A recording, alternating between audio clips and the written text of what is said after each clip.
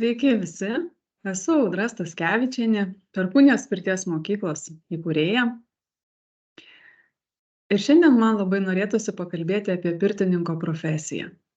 Tie, kurie studijuoja pirties meną, tie, kurie daug metų gilinasi į pirtį, tie, kurie tiesiog veda pirtis, į jas eina, jiems nekyla klausimų, kokia gili ir plati tai yra tema, kiek daug ten reikia visko suvokti, patirti, išmanyti.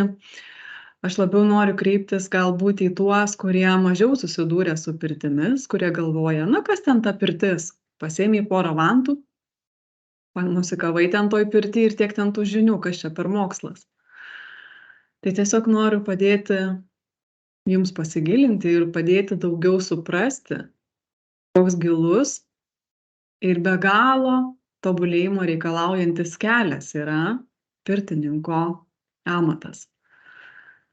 Kadangi pati einu šituo keliu jau nemažai, manau, 15 metų, tai suprantu, kad čia nėra baigtinio taško, kad čia yra tiesiog viso gyvenimo, gali būti kelionė ir tu nuolat eini, nuolat kažką tai išmoksti, tai taikai, perleidi per save, per patirtis ir vis atrandi kažką tai naujo.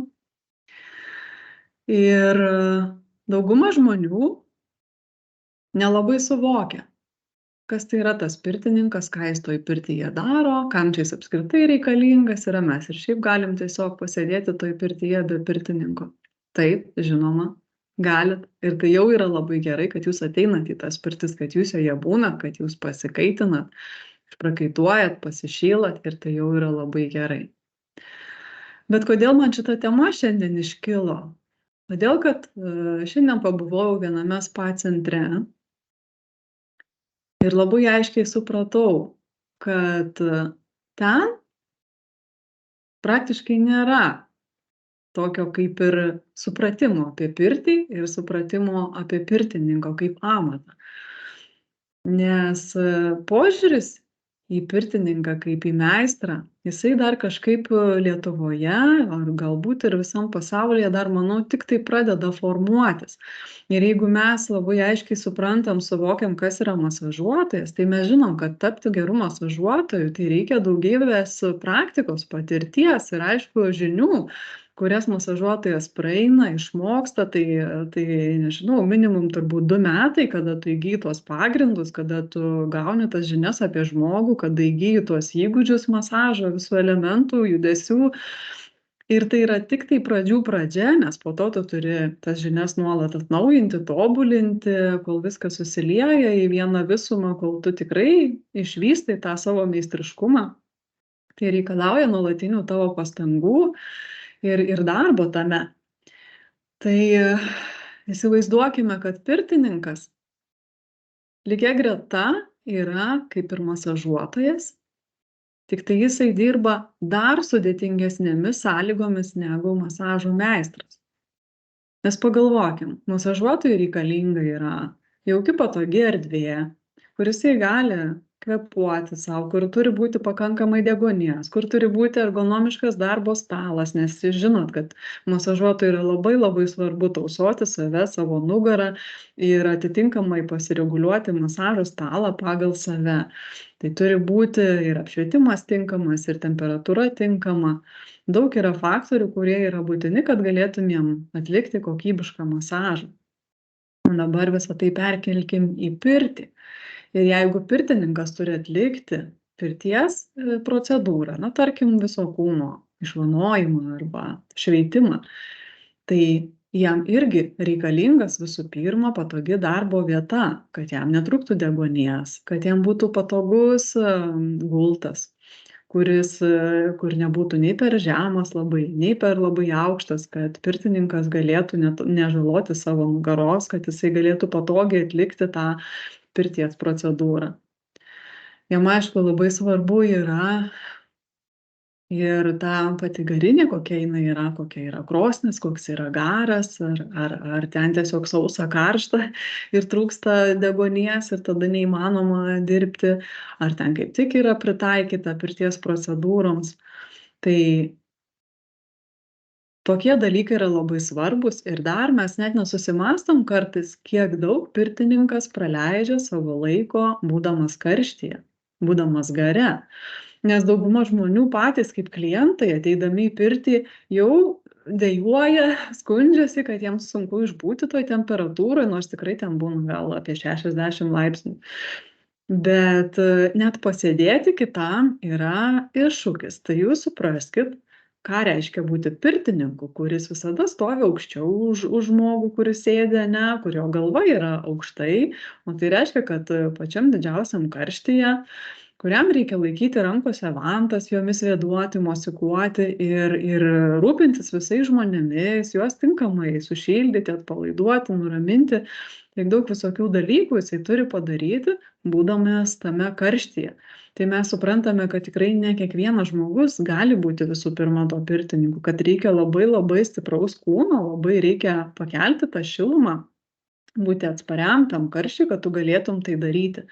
Ir kitas dalykas, jeigu ten, tarkim, masažuotojas gali, sakyčiau, atlikti, ne, kokius 4 masažus per dieną, aš nežinau, masažuotojai kiekvienas čia renkasi patys, kiek jie, nes labai nuo masažo priklauso ir nuo paties masažuotojo priklauso.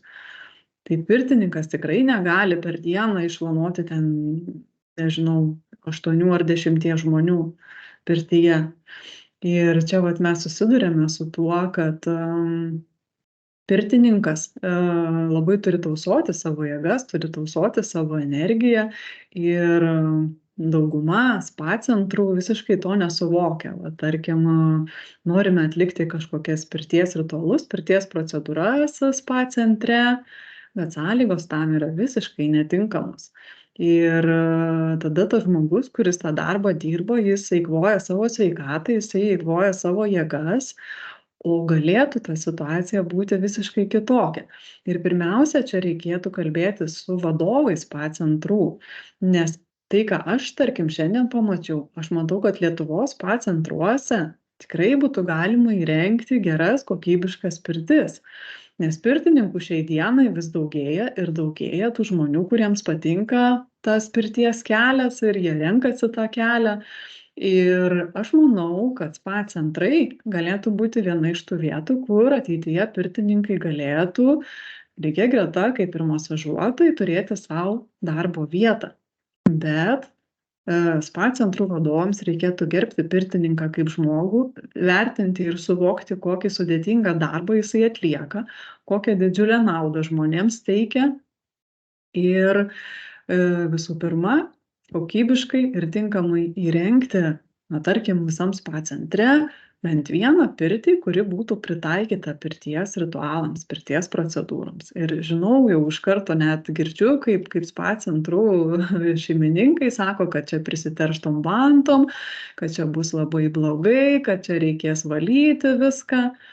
Bet jeigu jūs įrengsite pirtį tinkamai, jeigu jūs padarysite tinkamus plautus, po kuriais bus galima išvalyti, išplauti viską patogiai, jeigu bus krosnis tinkama, ten atsiras erdvė naujiems klientams, naujai grupiai žmonių, kurie šiaip dabar šiuo metu į spa centrus nesirenka būtent dėl to, kad jiems ten per sausa, per karšta, kad yra nemalonus klimatas pirtyje ir tiesiog neįmanoma ten būti. Tai, ką vat aš girdžiu iš žmonių, kurie ateina, sako, man spa centruose tos pirtys yra tikrai sudėtinga išbūti juose. Ir kada žmonės pabando tą pirtį su pirtininku, kuris turi savo pirtelę, kuris rengiasi yra su gera krosnele, su patogiais plautais, kur turi vantas, visą arsenalą įvairiausių vantų, žolelių, visokių kitų priemonių. Ir kada praveda visą tą pirties ritualą, tai žmogus, kai patiria tą skirtumą, jis daugiau nebenori eiti į spa centrus. Bet aš manyčiau, kad spa centruose galėtų būti toksai viduriukas, galėtų būti bent viena pirtis pritaikyta tokiems pirties ritualams.